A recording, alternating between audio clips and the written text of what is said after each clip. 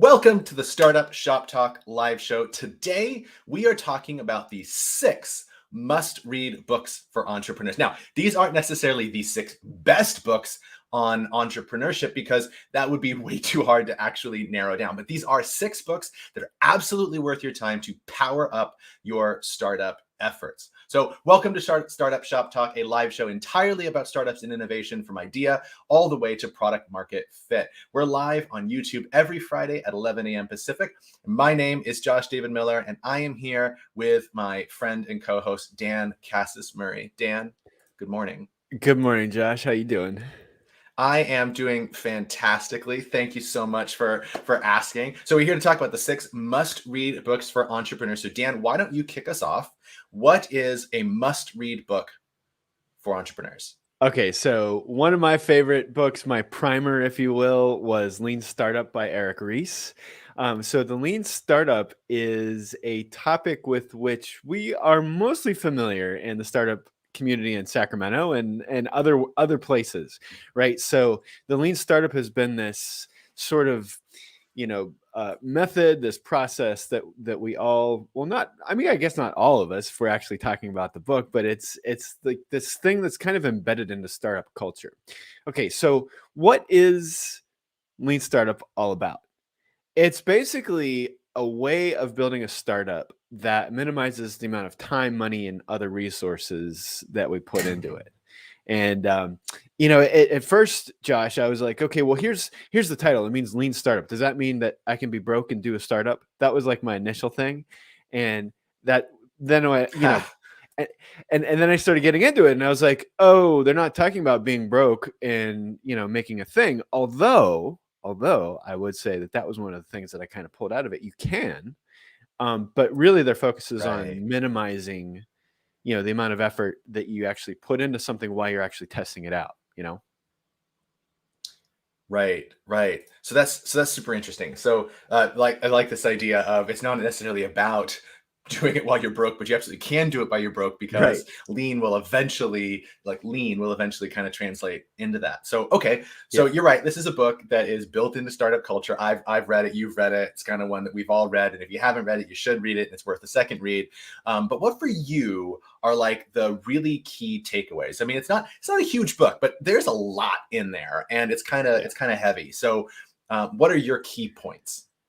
Well, okay, so I think it would be helpful to like kind of outline a little bit like what's actually inside of the table of contents. So let me do that first. The overall thing for the Lean Startup is it talks about this process or this mantra that we can repeat as entrepreneurs, and it says build, measure, and learn. Okay, so great. Intuitively, I might understand that, or you might understand that. But like, let's break it down a little bit. So build basically means, hey, look, I have a vision, I have a thing, I have something that I think is going to impact people, or I want to create a business, or I want to solve a problem. Any one of those things, any one of those approaches will work. So the thought is to basically, we've talked about placing small bets or the next smallest bet in the live stream here. And so basically that's what build means in Lean Startup. So build means, okay, build something small, and then the next step, which is measure, implies basically that you put whatever it is that you're building, you put it in front of customers, and you put it in front of people, and you watch to see who the customers are, and you look at that, you observe their actual behavior with what it is that you've actually built. And you want to do this in a way that's as unbiased as possible. In other words, just by me looking at somebody interacting with the product kind of changes how they interact with it, especially if they're aware, right? So the trick is to observe somebody interacting with the thing that you've built without your intervention, so that you can do the third part of that, which is to learn, which say, okay, here's what I built. I put it in front of people, and I'm watching them, and I'm understanding all this. And are they hitting this? Or are they doing this? So I'm measuring that way. And the next thing that I do is based on all of that, I'm learning about, hey, does this thing land with people the way I thought it would? Or does it land with people in a way that is useful for them? I mean, that at the end of the day, that's what we want to do, right? So that learn part is basically saying, okay, now that we understand everything together, what conclusions can we draw from our observations, and how do we use that to go to the next bet? So the table of contents kind of breaks those things down into, more detail, but that's the basic gist of the book. Right. Okay. Got it. So it all centers around fundamentally this build, measure, learn loop. Yes. Got it. Okay. Cool. Yeah. And so thanks for walking through all that. And it sounds simple, like when you say build, measure, learn, and we all probably have seen that little sketch, right? It's got Yeah. the three arrows and the three symbols for build, measure, and That's learn. right. Yeah. So we've all seen that. It seems like a really really simple concept, but my guess is that it's not so simple. Perhaps is that right? Like, is it deceptively simple? I would agree with that statement. And I feel like a lot of times what we do in the business books, right, that we read, it's like, it's a fascinating concept and it's awesome. And it's easy to talk about it with other people, right? But my main takeaway for this book is that it's easy to learn, hard to implement, and harder to practice. I think what it is it's a, it just like where you depending on where you find yourself in the startup journey. So Josh, for example, you teach folks how to get product market fit. And so you're all up in this, right? I try to be. You try, well, yeah, right? Because that's your thing. And for me, Yeah. I do it too. Like I like doing this only, so I like focusing on problem solution fit. So for anybody watching, it's like basically like, so Dan finds himself doing problem solution fit, and then what comes after is product market fit, right? It's like once you know what the problem is and the solution is, then what happens is you have to figure out the right configuration of your value proposition in order to like resonate and land with customers. So you and I do this all the time. We live, breathe, eat, sleep, and other things with the lean startup method, I feel. We do. Yeah. But I don't know about you, dude. It's taken me like years to actually feel like I'm good at it. And I may not even be good at it. Yeah. It's folks, that's a lie. He is. But so just throwing that out there, Dan knows his As a shit. fellow lean aficionado. Yeah. Well, okay. So for me, I know. I worked in startups before I really got into the lean startup. And I had a startup that I was running that failed epically. Like, Nice. we made all the mistakes, right? So if you were to list startup mistakes, we made them all or close to them all. So that's a fun story for another time. But yeah, well, yes.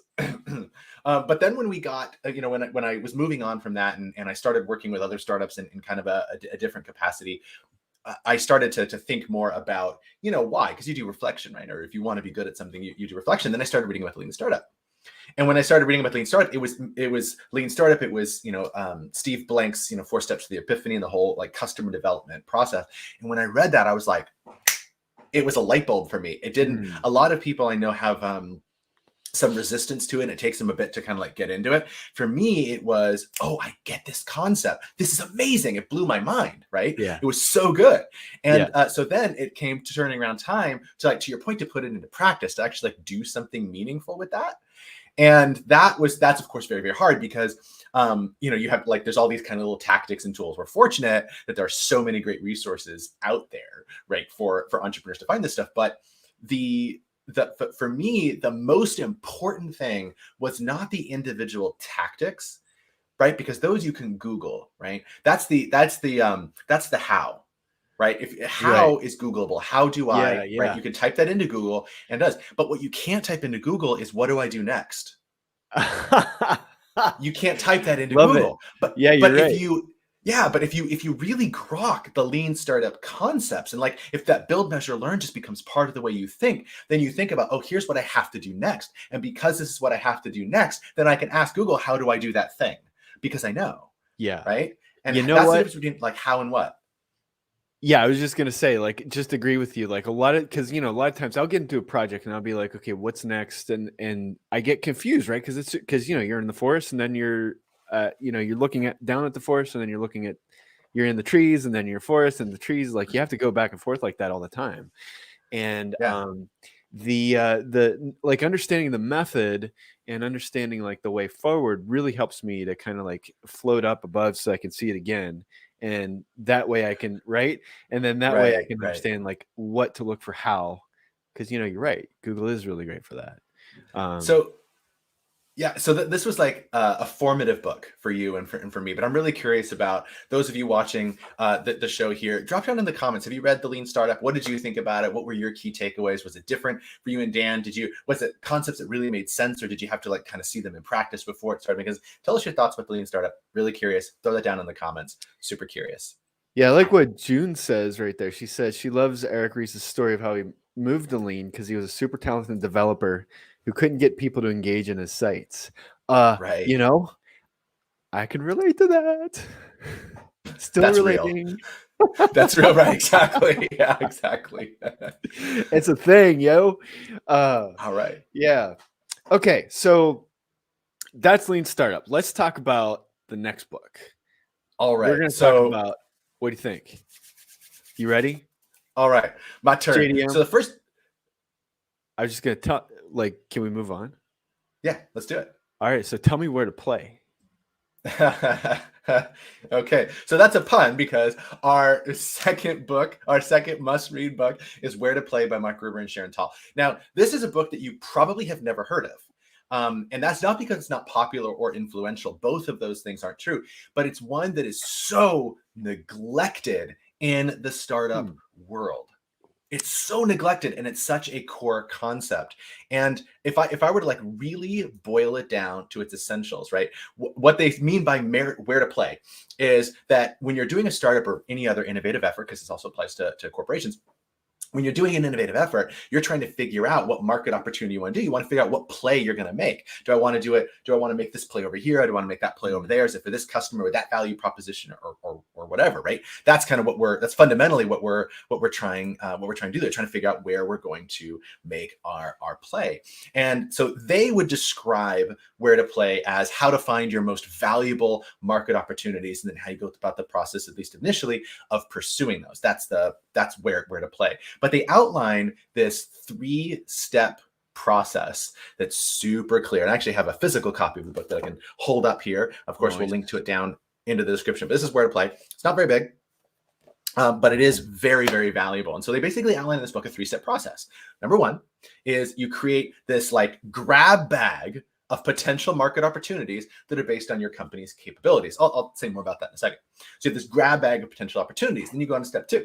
Step 2 is that you evaluate those opportunities based on their potential value and their relative challenge. So, right. So this one's super valuable, but it's really challenging, right? So maybe that decreases its potential value for us, that kind of thing. Okay. And so then you have this set of opportunities, you've evaluated, them, and you have some that you want to do. So step number 3 is you create focus by figuring out what is the one market opportunity that we want to strategically choose to focus on right now. Plus, what are some other opportunities that maybe we can come back to in a minute? So I want to break all that down a little bit more if I can. Let's take a moment to break this down.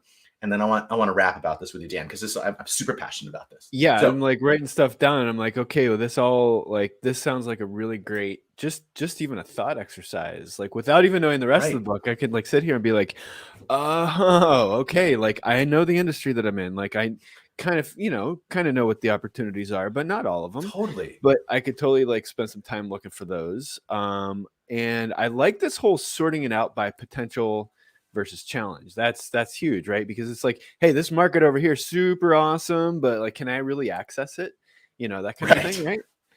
Right. And that's a theme, right, that we see across a lot of startup thought and innovation thought, is that idea of looking at impact versus effort, or impact versus challenge, or whatever it is that we want to call it, right? So I was just gonna say, and then I'm excited to hear what you have to say, like when we're breaking it down, like in the focus part, like, okay, well, I can evaluate these things, but where do I want to go, and how do I figure out what to focus on? So right. So you know what? Let's be weird and let's actually go in reverse order. Let's start with focus. right? Okay. Okay, so we'll start with focus and we'll work backward.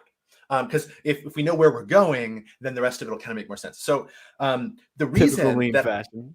I know, right? So like the typical way that, you know, a person approaches the startup process or any other innovative effort is they have an idea. I want to create an app that blank, right? That's where we start. Right. I want to create an app that blank. And then and then the smart ones will reverse engineer that into the problem that it solves and then go validate the problem, right? You know, design thinking 101 and all that's in the lean startup, Or right? maybe the So seasoned ones, right? the seasoned ones do that, right? Those of us with scar tissue. Those of us who, yes, who are like, oh, that was really, really painful. So right, we've been there. So so you have so you kind of just start with that process. But though even amongst seasoned entrepreneurs, the basic premise of this is kind of where I want to make my play isn't really challenged, or at least it's only challenged up front. And so if you think about like the typical structure of, say, an accelerator program, a typical structure is to like take you from, say, like a early value proposition canvas or something. We're going to do a business model canvas, and we're going to do a value prop canvas, and then we're going to work on our go-to-market, work on our business model, and then the last step is the pitch. And that's how accelerators work. They take you down that process. But all along the way, you can be learning things that invalidate the previous ones, but they don't do that because the business model for an accelerator is to get to demo day, right? Because that's the whole, literally the business model for them is to do that. So, but in startups, you know, that pivots are a very real thing. And so a lot of startups enter this like really painful process when it comes time to pivot because they're not prepared for it.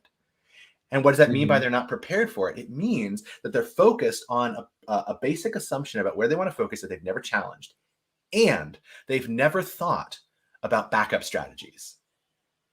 So to answer your question kind of primitively, Dan, of like, where do we want to end up with this focus strategy? What we want, our victory of this process, is to have three things. One, it's to have the one market opportunity that seems most valuable for us to pursue right now. Right? The most valuable market opportunity is a measurement of like how much we can get out of it, like versus how much of a challenge it is to achieve, right? What the book calls attractiveness. So you get this one really attractive market opportunity that you want to just run after and pursue. But then you also have, from that grab bag that you created at the start, a couple of backup strategies. So that when something goes wrong, you have an easy thing to pivot to. And Dan, you have growth opportunities so that even if it's successful, you have now things that you can layer on top of it to add additional value to your organization. You know what? As soon as we get done, I'm buying it. It really is a fantastic book. So like, and not just saying because I drink the Kool-Aid, right? Like, because okay, so just like that's what happens to me. I do my niche research. I do my interviews, my value proposition, all the things, right? And I have an evidence-based value prop. Great. It's cool.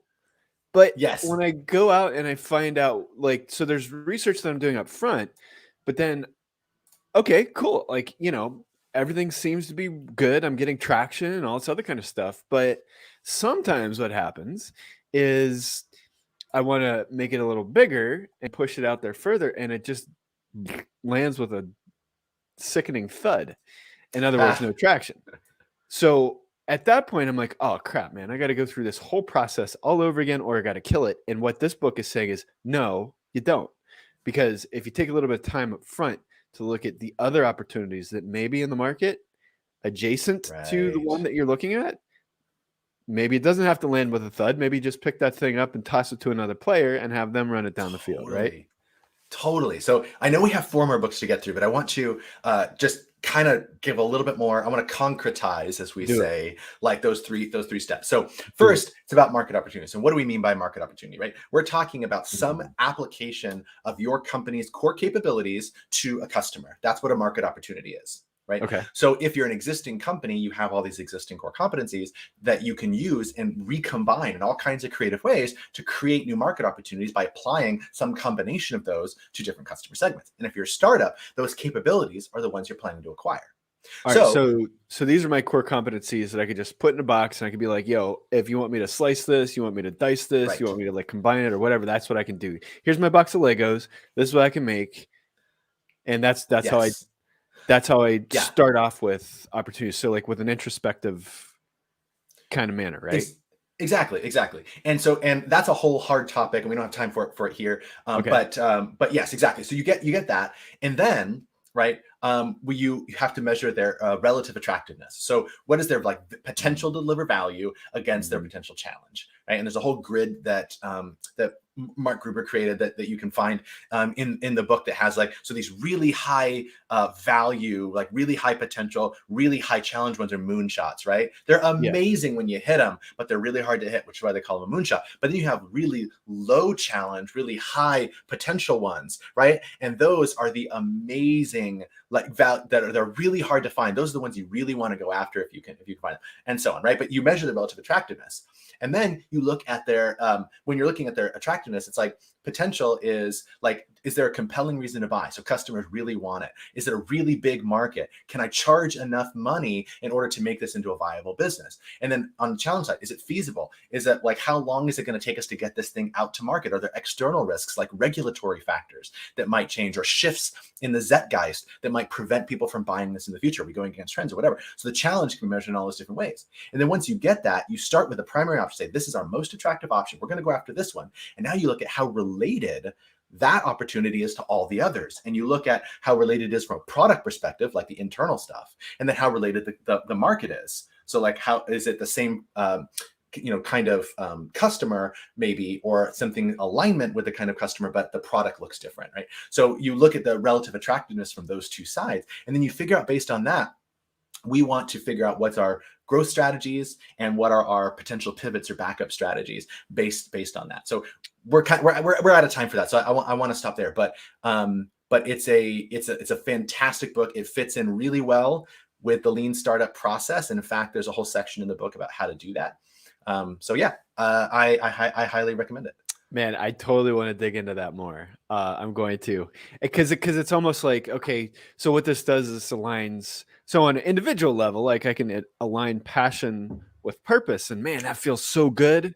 That feels so good when I can do that. And it seems to me that this is a process that we could deliberately use, not only for that, but also to align passion with purpose from inside of the startup. Right. So we're not talking about people anymore. We're talking about like the startup's passion, aligning that with like the startup purpose. Right. Okay. So that's super exciting. All right. So we're a third of the way done here. Let's move on. What you got next? Okay. I'm gonna go a little quicker on VPD. Value proposition design by the folks that brought you the business model canvas over at Strategizer. So Alex Osterwalder is the author here. And it's sort of like the sequel to a business model canvas. If you're familiar with a business model canvas, you see all the way on the right-hand side, there's this block called customer segments. And in the middle of the canvas, you see it's something called a value proposition. And so what this book does, it kind of narrows in, or it zooms in on customer segments and value proposition. That's like from an overall technical standpoint, but the main idea behind value proposition design is it's basically showing us a process that we can use to build stuff that people want. And you might argue that, well, people don't know what they don't know what they want, or getting a customer to tell me what they want isn't necessarily what they want, right? That kind of thing. This whole self inaccuracy and self-reporting, and that's I would agree with you. Like most of the time, that's the case. This process helps us discover what people don't know that they want, basically.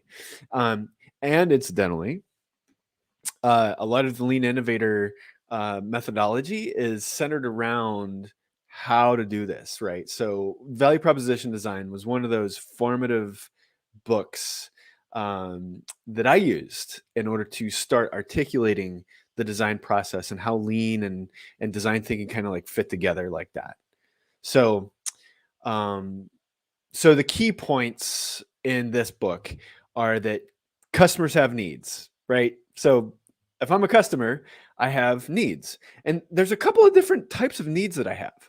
I have emotional needs, I have functional needs, and I have things that I do in order to get those needs met. And that's basically like the point of the book. Well, it's not the point of the book. It's kind of like distilled down. That's what I got out of it. It's basically saying, okay, well, we need to find out what the customer's functional needs and emotional needs are, and how they currently meet currently how they fix or they solve for those needs. And if we know what those needs are and we know where the gaps are, then we can create a product that's going to be a killer experience for the customer. So that's basically what it's about, is the process that we walk through for that. Right. Okay. So in the lean startup process, like let's connect the dots here a little bit more. So lean startup, you're talking about build, measure, learn, right? Yes. And so you're saying that's like the question of what do we build, right? And the question of what we build based on what we know has to connect back to what value we think that we can deliver to our customer. And so we design a value proposition that can do that. Then we build a small test of that, get a specific measurement, maybe get some validated learning, and then iterate and kind of rebuild. Is that how that kind of fits in? Yes, that's exactly how that fits in. So the book talks mostly about the build. It does mention measuring and it does mention learning. Right. But it's not really well defined there. Like it's sort of like, hey, we can't have a book without these things, right? In Dan's opinion. And so but the first part right there is figuring out what to build. Okay, so and this is based on past failure lessons, since we're talking about that. Like I've wanted, and still until this day, like I get an idea and I'm like, I gotta build it because I want to see it, right? But I'm not always paying attention to how that fits in with the customer, if they even are customers besides myself. Right? It's such a derailer. And if I'm actually doing this like as a serious thing and I want to turn this into a business or something like that, I got to pay attention to customers, right? Right. And so that's why it focuses, or that's why I like the way that it focuses on finding out what that value prop is for the customer. So it's like evidence-based, right? It's like based on conversations, based on like assumptions that we're making, based on some validation. Like it's kind of like this, two pieces of a puzzle, right? So the value, like the actual value proposition is this, and the customer needs are like that. And so, Right. to throw a little yin yang in there, let's say that the solution is a yang thing, like a hard concrete understanding, or a hard concrete product or a service or something like that. And then the yin part is basically how we understand where the customers are. And when we put those things together, when you have like a customer that needs a thing and feels awesome about solving it, and like when it's being solved, and we have a thing that actually helps them do that to create delight, that's a killer product right there. Wow. Okay. So the value proposition design, right, is that's another one of those books that most of us have heard of or glanced at if we're in the entrepreneurship space, and we mostly know it because it's the book that talks about the value proposition canvas, right, which is the tool that you use to document like your value proposition. So let me ask you a question. Yes. So it does value proposition design work like, okay, I go through the book and I fill out the value proposition canvas and then I'm done? That's a great question, Josh. I feel like is there a process after that, or just like, do I throw everything down on paper and then value proposition's done and I never look back at it again? Well, this is one of those times where I say, well, yes, but actually no. Okay. Dan's full of answers like that, folks. Yeah, no. So help us out. How is it like that? How is it not like that? Okay, so at the end of the day, it's just a thought exercise. It is just a tool. It's just something to like help us move through this like stream of logic, right? And if you want to take it at face value like that, it's totally great and it's fine. It gets you thinking in a way commensurate with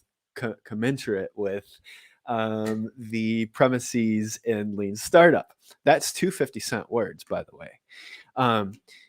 Take off like a 10% discount because I botched the first pronunciation of it. Anyways, so fair enough, right? Man. Okay, so yes, it's just a tool. It's just a thought exercise, but it can be more powerful when you use it in conjunction with this idea of testing and learning and all this other kind of stuff, right? So here's the idea is. Wait, that sounded important. Okay. What? Tell me. You said using it in conjunction with testing. Yeah. That sounds important. Okay. Thank you for reminding me of that, because it's hella important. Why? Because, all right, so if we've done this analysis, like, this is what I want to do, these are the people I want to serve, great.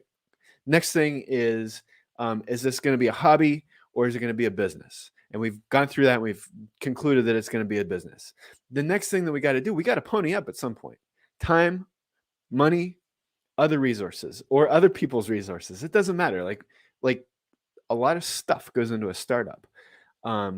And the more we test, the more we can de-risk, whether or not these resources are actually going to be put to good use at the end of the day. How do we know that they're going to be put to use at the end of the day? They generate more resources, basically, right? So here's the idea. We do the value proposition design canvas. We don't throw it away. We say, okay, I think that this is my customer's emotional need, functional needs. I think that this is the way that it's going to work. But we test every step of the way. Now, the book will tell you that they have that baked in, but not to Dan's satisfaction. So we'll qualify that. We all have opinions. Okay. I'm just a dude with a ponytail, right? So here's my opinion, is I need to test my understanding of a customer's emotional needs and their functional needs. I need to test if I understand how they solve their problem. I need to test to see if they even have a problem. And then that's when I'm ready to put something out there and test to see whether or not the way I solve it is actually the way that they want to solve it, right? So there's a lot of testing involved. Right. And the more you do it, the more you can rely on this value proposition design canvas, right? So what can you get out of that? And then I'll stop with this. What can you get out of a validated value proposition design? You can get a product statement, which is basically an 11-minute or 11-second sentence that tells people exactly what you do, and you can hit it every time. You get a 1-minute pitch. You get a 5-minute pitch out of all of that. You get a story. You get the fodder that you need for ads, for websites, for stories that you tell, customers, stakeholders, all that stuff you get from a well-defined and validated value proposition. So yeah, can you do the exercise? Sure, no problem. But you can get so much more. There. Yeah, but you can get so much more if you test. Okay, so that's my soapbox. So I love that, and like I'm curious, like what you guys think, about value proposition design. Dan talked about some of his takeaways and where one of the areas where he thinks the book, I won't say fell short, but maybe stopped short of the of the bigger vision, which I actually completely agree with. So I want to know your takeaways. If you guys read value proposition design, what you think? But my takeaway from what you just said, Dan, was that like value proposition design is like this 3-pronged thing. So it's this tool that gives us it's a marketing tool in the sense that we can get a value proposition that we can talk to customers about and then like get on the same page about, right? So it's that's pretty reductive, but it is that. And then second, you're saying it's also this tool to surface our assumptions about things. Right. And so that we can then look at what we need to go and test and experiment and kind of use that to iterate over time. And then the third thing is, by writing all that down and going through this exercise, we're actually getting focus on what our, if you want to use this word, what our mission is for the thing that we're trying to do. Right. So it's like, it's a marketing tool, but it's also this like gives us clarity and focus. And then it also gives us all the things that we are assuming that we better go out and test. Well, that's dope. Because I mean, it sounds like it fits right in with where to play in that case, right? So if we're using that to focus, so I don't know, I'm starting to kind of like sense some compound learning taking place here within my own brain. Well, it's funny you should mention that, because like I think that's exactly true. Like if we go beyond this, I think you have where to play, right? So you have like, okay, let's figure out where we want to focus on a market opportunity. Now we know where we're going to focus on a market opportunity. Then we can zero in and figure out what the business model is, right? And then inside the business model, we can figure out what our value proposition is. And then once we have all that down, we can now go through this lean startup process, But it takes time, effort, and money and bandwidth to actually execute all this stuff, right? And we have to find ourselves like needing to make time for all of it.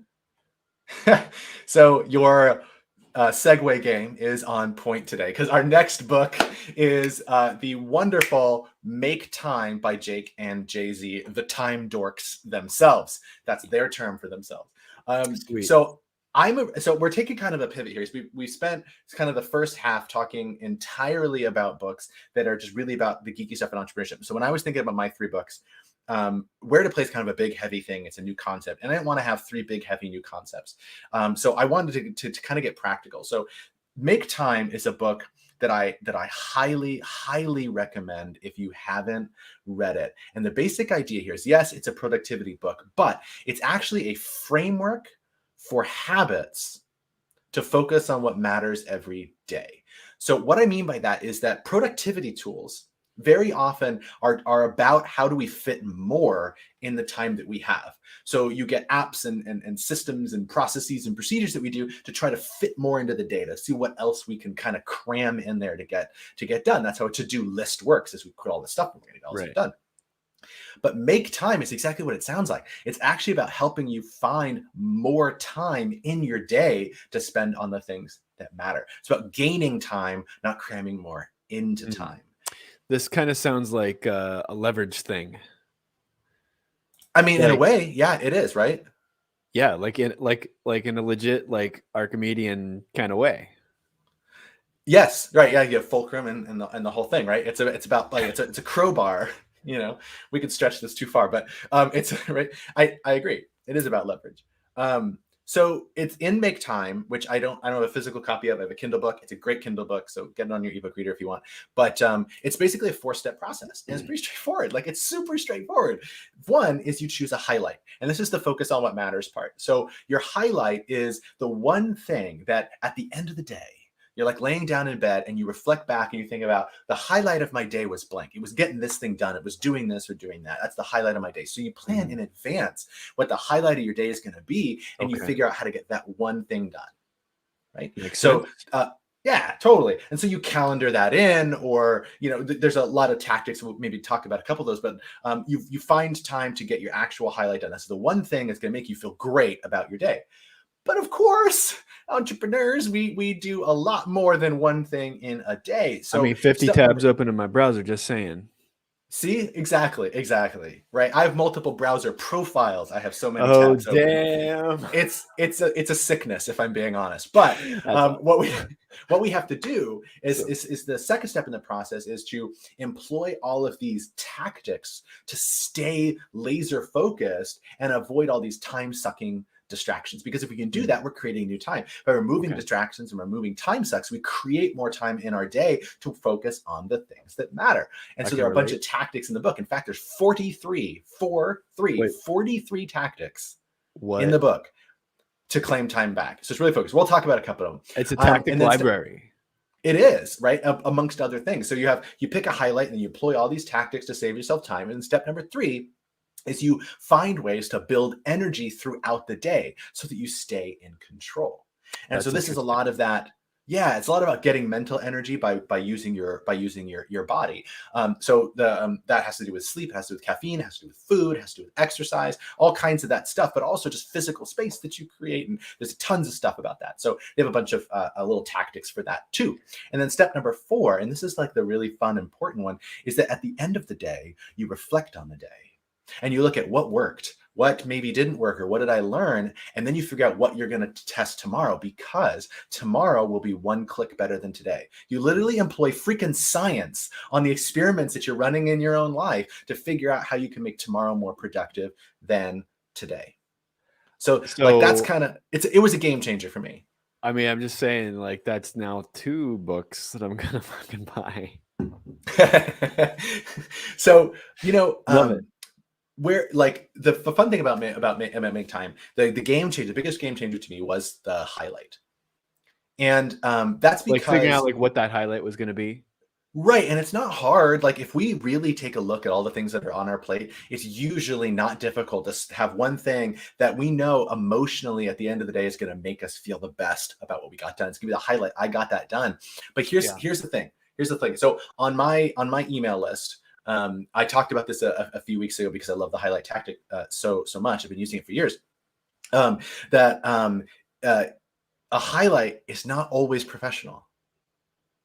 Okay. Sometimes it's personal. So like my highlight today is getting this startup shock talk show with Dan here done and doing the best we can do at that. It's a little bit more detailed than that, but that's the highlight of my day. The highlight of my day is we did this awesome show. The main event. And I hope it's an awesome show, right? Okay, but tomorrow is not necessarily going to be that, right? Tomorrow's Saturday, and I'm not going to say I don't work at all on the weekends, but I'm going to spend time with my wife, and so my highlight for tomorrow is going to have something to do with that. And so if you have kids, then it can be spending time with your kids or whatever. There's like your highlight is going to be a thing that makes you feel better about your day, and it helps you prioritize what really matters in life. Yeah. In your life. Yeah. I like that. Because it could be personal, it could be professional, it can be whatever. But it's there's this there's enough it sounds like sort of a mindfulness practice a little bit. In some ways it is. Yeah. Like because you have to understand where your time is going. You have to understand, what am I doing in the present moment? Where am I right now? And in fact, one of the energy tactics that they have in the book is just focusing on one breath, which comes from mindfulness. Yeah. Yeah. I'm resisting a strong urge to go into Tao Te Ching. Well, before you have the opportunity to do that, why don't we move on to our next book? Let's do. We could talk about Make Time Forever. Like Dan and I are like productivity people. We love productivity. Like it's a whole thing. But at the end of the day, like I'm still stuck. My mind is still stuck on this whole idea of value proposition. And now that we know where to play, I'm curious how we know whether it will fly. Wow, that's awesome that you asked that, because the next title is Will It Fly by Pay Flynn. So, all right, folks, here's the thing. I hope everyone's enjoying our lame segues. I mean, I am. Okay. That's what matters right now for me in the moment. Anyways, okay, so here's the idea.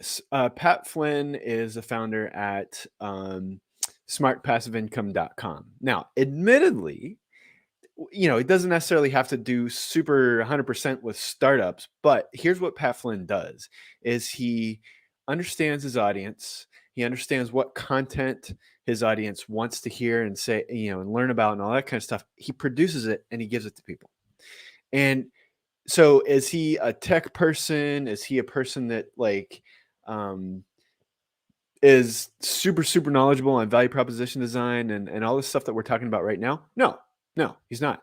But he's really, really good at what he does, and he has my respect. Mostly because he is one of those folks that had a 9-to-5. It didn't work out, and so he decided to pursue passion, but not just blindly. He figured out what was actually going to work. And so, he actually kind of put those principles into play that we talked about in the earlier book. He identified opportunities. He evaluated those, and he actually went with a focus. And so that's what smartpassiveincome.com is all about. Okay, so what is the book? So the book, and the reason why I'm qualifying all this is because when you look at the book itself, it's done in a metaphor of, an airplane. Is this thing going to fly if I build it? And all this other kind of stuff, right? And, I wouldn't put this in the same category as some of the other thought leadership books that we're actually talking about. But what I would say is this book is super practical. In fact, it is probably the most practical niche market research books that I have ever come across. Because a lot of these things that we've been talking about are conceptual, and they're like, hey, think about it this way. Think about it this way. Pay Flynn says, okay, think about it this way, but do it this way. Right. And I'm like, okay. Practice to, theory to practice. This is really great. So that's why I like this book. So what is the book all about? It's about finding a niche market that actually exists on the internet. Okay, so Josh, you've been to a trade show before, right? I have, yeah. And it's like I feel like I'm confessing something, right? Like a dirty secret.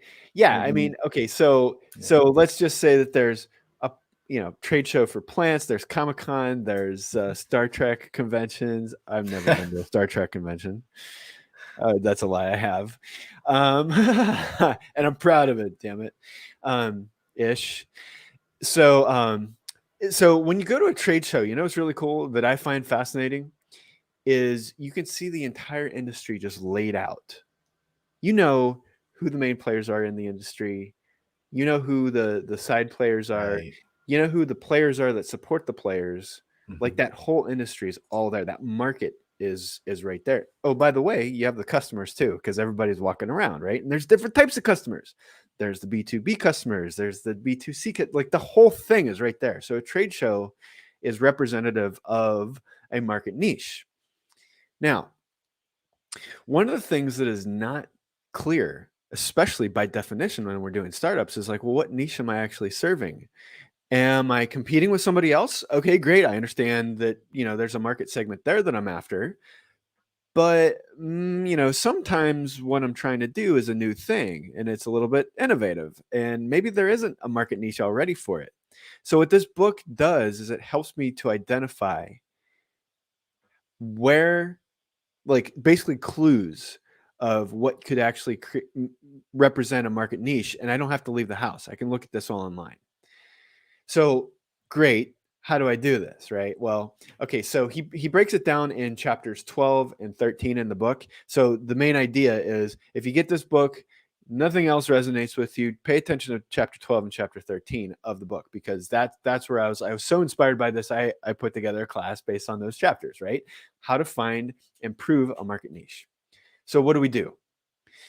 The first thing that we want to do is we want to understand the language that customers use to describe their problem, to describe the solutions that they're looking for. So some people call it a soda can, other people call it a pop can, other people call it a Coke can, right? So what we want to do is understand like what the majority of people are, the language that the majority of people in that niche are actually using to describe this thing. And why this is important is because it's going to help us with keywords later on and key phrases.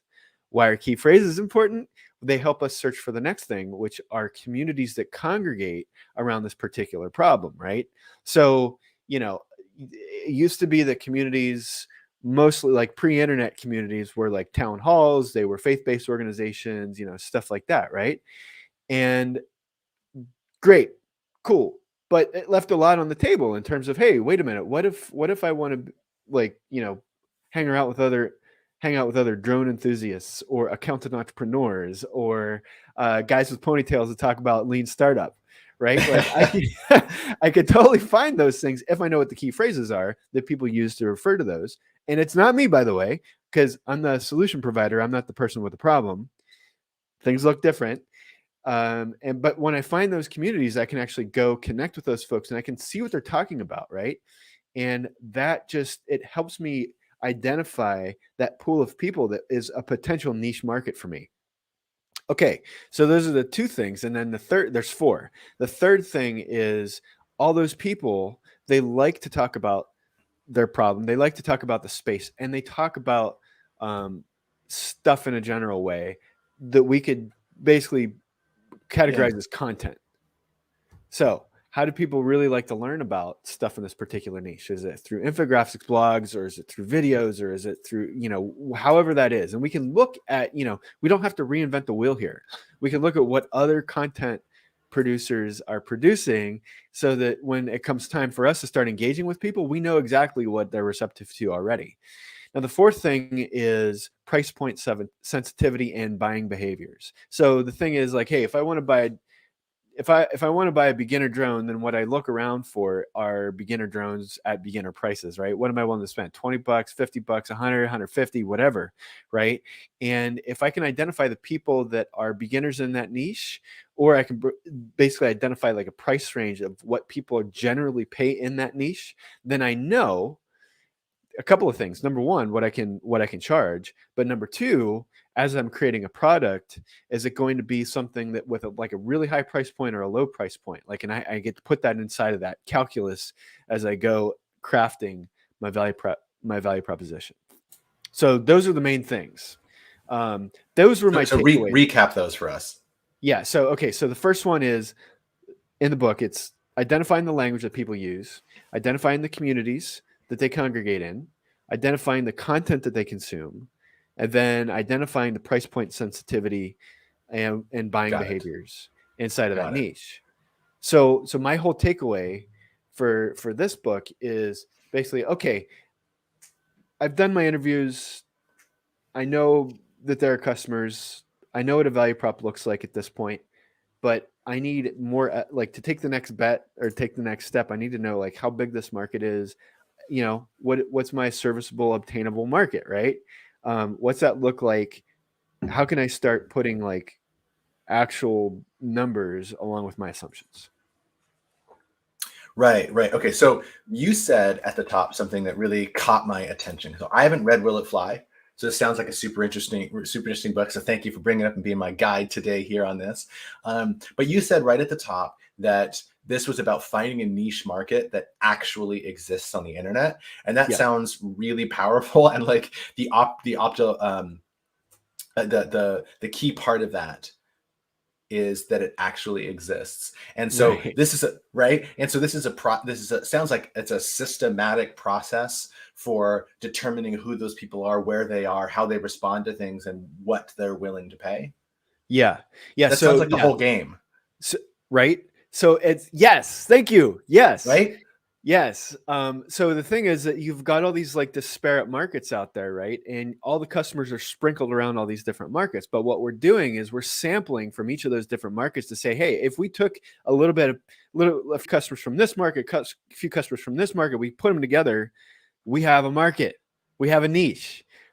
Which is super cool because basically, like, we're not saying, hey, were we reinventing the wheel here by looking for a market that already exists? No, we're looking for clues that if we decide that we want to actually create a blue ocean market, we can, because we actually have some data points that suggest that it's likely that that will occur.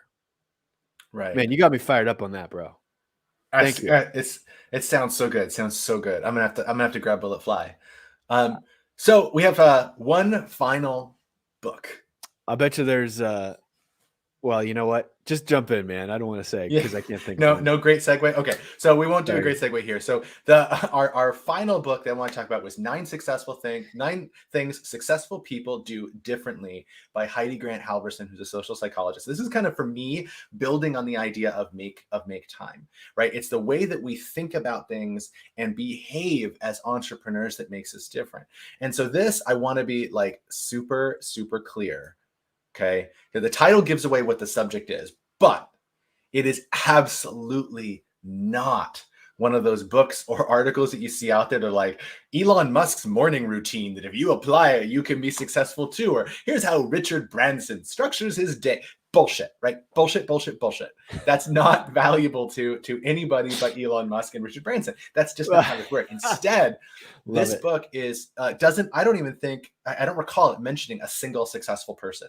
What it is instead is based on decades of research about what actually works. And so it's a short book. It's like 110 pages or 115 pages or something like that. You can read it in like an hour or 2 hours, right? Something like that. And every single one of these 9 chapters is structured the same way. They're super short. It has like a basic summary. Then it has content from the research in a very digestible format. And it ends with, here's exactly how you apply this in your life. Ooh. So it's very, very great. So the idea is that it's 9 things that you can do right now that increase your chances of being successful at whatever you want to be successful at. And so this really rang true for me as an entrepreneur. And so some of these, I want to talk about a couple of them, because some of them are like, of course, right? Like, yeah, of course, right? And others were like, okay, yeah, all right, Heidi, I can see that, right? But then others were kind of surprising. So let's talk about it, right? So I could go through all 9 points here, but the book is so short, I don't want to do that. I really want you to buy her book. So because it's seriously 115 pages. So I'm just going to talk about a couple. So one of them is the very first one, I think, in the book is called Get Specific. And the idea is, when it comes time to setting goals, and this could be for us as people, for our organization, for our experiments that we're running, it doesn't matter. For whatever we're going to do, at the end of the day, we have to get specific. So if you think about weight loss, saying I want to lose weight is not nearly as helpful as saying I want to lose X pounds by Y date. Okay. Yep. That doesn't mean you're going to hit it, but it gives you something to know, am I on the right track? That is powerful, right? Especially even in startup land. It's like, hey, this is why we have metrics. This is why we have KPIs, all that stuff. Exactly. And then you get into this process of what we call mental contrasting, where you can say, okay, this is my goal. This is this is what success looks like for me. Here's what can get in my way. Okay. So too often we think we just have to believe that we're going to be successful. We're going to have this power of positive thinking. And that's actually counterproductive. That you do want to believe that you can be successful, but at the same time, you have to understand what can potentially get in your way, not only so that you can help mitigate it, but also so that when those obstacles crop up, they're not coming out of nowhere. Connect that back to where to play, right? So we want to have some backup strategies. We want to understand the obstacles that are coming. So what you want to do is what she calls be a realistic optimist. That's combining the power of positive thinking with accurately estimating the difficulty of the task. Okay. Reasonable. Because totally reasonable. Right, if you're just too optimistic, it makes you ill prepared for the reality. And so I often talk about entrepreneurs as being inherently delusional. That we as entrepreneurs, we have to simultaneously hold two things in our heads that can't possibly be true. One of them is that we are going to succeed. We are absolutely going to succeed. And the second thing is all startups fail. Right? The chances of me succeeding are exceedingly small, and yet I'm going to do it anyway. Right? That's what we have to keep that in mind. We have to hold those two things in tension. We have to accurately estimate the difficulty of what we're going to do so that we can keep that in balance. And here's something else. I have two more that I want to mention that are really important to entrepreneurs. And the next one is that we often focus on this idea of being good at something. Mm-hmm. And that's what we want to do. We want to be good at something. And that's actually far less productive than shifting your mindset to say, instead of just trying to be good at something, I'm going to try to get better at something. Yeah. You know what? Very different things. I have to interject here, and that is that I have found this to be a great leveler for me, right? Yes, set a goal. Yes, like look at it realistically. But what happens when I don't measure up? Because I won't measure up. It's not me getting down on myself. It's me saying, hey, look, man, I'm a person. I mess things up. Or it takes me time to grow into things. Like, you know, when you plant the seed, it takes time for it to grow and everything like that. That was one of the things that I missed growing up, dude. And for anybody else listening, please remember this. It is that seeds take time to grow. And right, like I beat myself up, I beat myself up a lot because I wasn't growing fast enough or according to my own designs or that kind of thing, right? And I did that unnecessarily. I didn't need to do that. And I love what you just said on there. It's about focusing on getting better, not actually being good at something. Because you're right. They're totally different things. They're totally different things. And if being good is the goal, all it does is create anxiety because we're comparing ourselves to something else, something completely different. Yeah. And anxiety is the productivity killer. So nothing kills productivity like anxiety. So instead of saying like, I'm going to compare myself to, a professional athlete at the sport that I want to play, or I'm going to compare myself to a successful entrepreneur, or what else? I'm going to compare myself to yesterday. That's what I'm going to do. I'm going to say, what is the one thing I can do today to make me one click better than I was yesterday? And then tomorrow, I'm going to make myself one click better than I was tomorrow, right? We're going to keep going, or today. So we're going to keep going through that process of just focusing on getting better. And it's amazing because then all you have to do is get started, because whatever you do today is going to be better than not doing anything yesterday. And then you can just keep going through that process. So just get started. And an amazing thing happens. Two things. One, it's more enjoyable. We're going to see tangible progress. We're going to see ourselves progressing against the standard of yesterday. Mm-hmm. And it also, that progress replenishes our energy. So it's amazing. Last thing that I want to say, go ahead. Wait. Like not just a think hack, not just a brain hack, not even a life hack. This is change your trajectory, change your life, change your actual results by not thinking about the results kind of thing. Yo, I feel like this, out of the entire live stream today, if anybody didn't get anything other than that one nugget, I feel like that should be it. I think it is that important. It really is that important. And the very last thing that I want to throw into, I don't think I can top that one. I should have left that one last. But there's one more that I think is also. I was going to say, I might be a liar and say, what's the next one? Because I want to hear that. Right. Because, well, we started like, okay, so I'll do it real quick. So we talk so much in entrepreneurship about grit. And we tend to think that grit is something you have or something you don't. And it is not true. Grit is trainable. You can train yourself in grit. We too often think that our abilities actually don't change, and that makes you less successful. People who think I'm not good at something, right? or this is hard, so I must not be good at it, are less successful. Call bullshit on yourself, examine and challenge those beliefs. Even willpower is trainable. All of those things, grit, willpower, and so forth, are muscles. And muscles can be worked. Muscles are not infinite. They have limits. They get tired, right? And right. So we have to be realistic about that, but they are muscles, and muscles can be trained. You can be born with a stronger muscle, but that does not mean that your muscle can't get stronger. And that applies to grit, which is so important. It applies to willpower. It applies to so much other things. So that's the last one. It's not going to top the other one, but I mean, it was pretty good. It was a nice, it was a nice bow on everything. It was perfect, beautiful, awesome. I love that you brought this book up, and I'm inspired. It's great. It's a great book. So definitely call it out. So our question of the week to you guys is, what's a book that you have found helpful? If there's a book out there that you found helpful. June dropped one into the chat, which I'll throw up in just a minute, but throw that down in the chat. What's a book that you found helpful in your journey as an entrepreneur? We'd really love to hear about it. We are live every single Friday at 11 a.m. So join us next Friday, February 18th at 11 a.m. Before we hang up here, Dan, where can people find you on the internet? You can Google Dan Costas Murray, or you can just go to LinkedIn if that's your thing. It's at Dan Costas Murray right there. All right, cool. And if you want to keep cool. And if you want to keep in touch with me, I got JDM fever, and I need to know where you're at. I'm at jdm.bio. Just throw that into your browser, and you can find me wherever you are. And the live book recommendation we'll throw up on the screen. June is recommending the book Tubes. So thanks so much for doing that. Put yours down in the chat, and okay, great. We will see you guys next week. Thanks, everybody.